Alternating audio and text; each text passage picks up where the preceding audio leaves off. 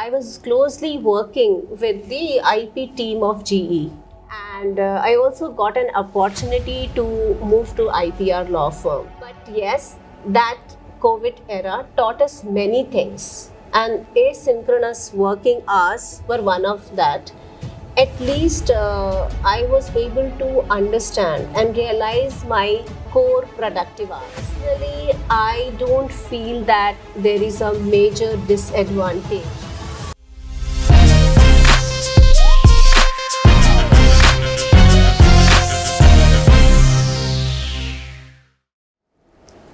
Greetings everyone.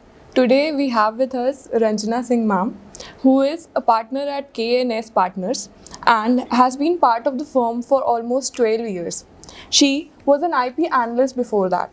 Ma'am, one of the things that most intrigues me about you is that you had completed your bachelor's and master's in chemistry from University of Rajasthan.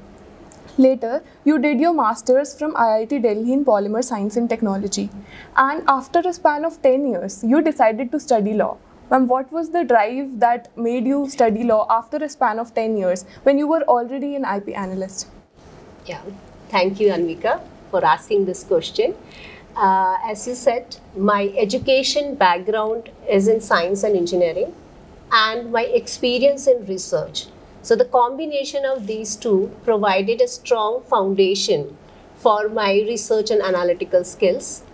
And when I was doing research in GE, I was closely working with the IP team of GE.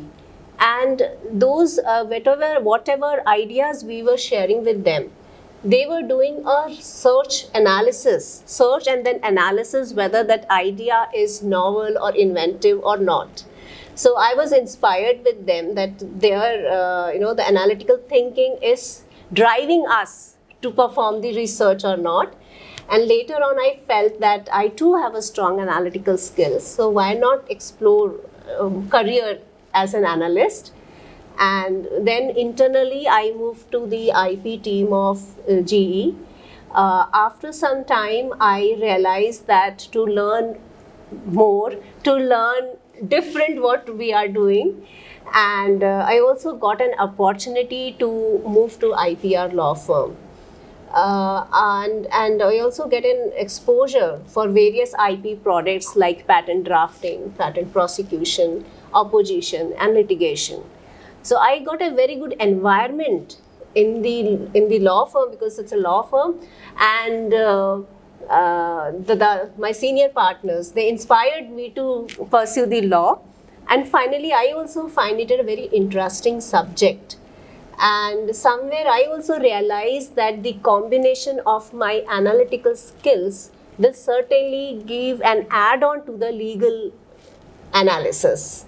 And the combination of the science and law really helped me to understand the details what a researcher is putting into their inventions.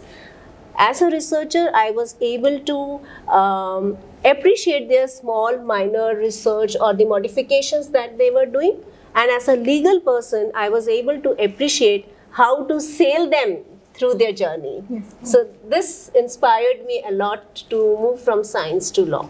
Well, thank you, ma'am, so much for this such an interesting answer, and we surely take an inspiration to develop our skills in such a manner and to delve and develop always and to learn forever. From the second question, which is very personal, as I went through your feed and I learned about you, that you mentioned in one of your pieces that asynchronous working hours during the pandemic has increased the efficiency of working. Ma'am, I had a question that after we made the transition from online to offline mode again, so were you able to incorporate that change, or did it went back to the before pandemic time? Yeah. So interesting.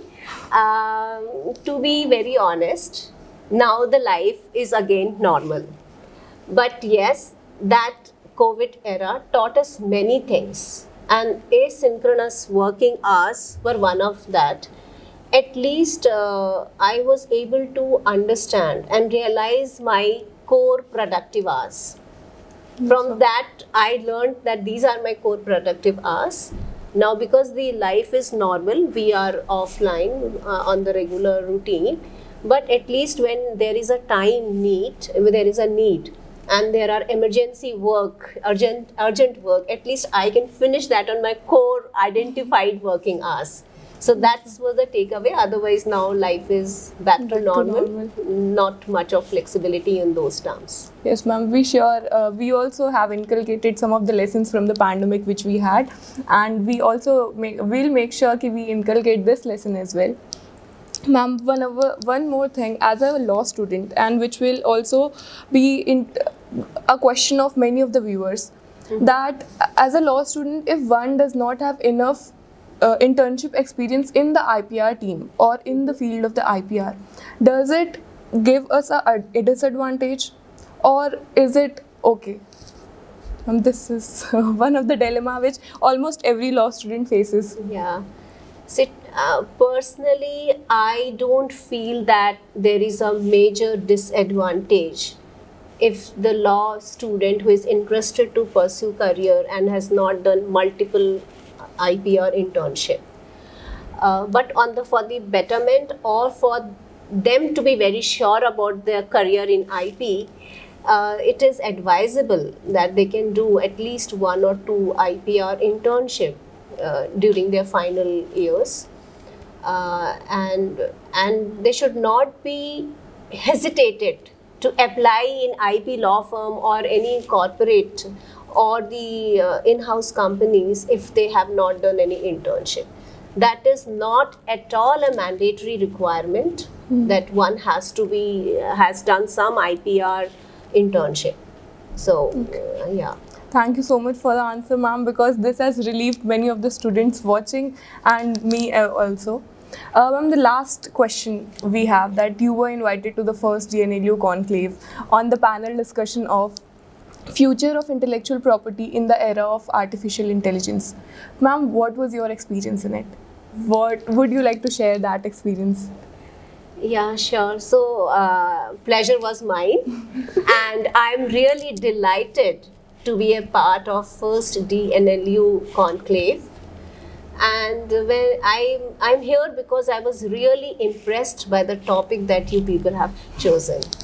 It's really a very nice niche topic which we have picked up, and I was more humbled and privileged when I was interacting with the faculty, students, and the audience, organizers, and when I saw their passion for the topic. So my experience is amazing.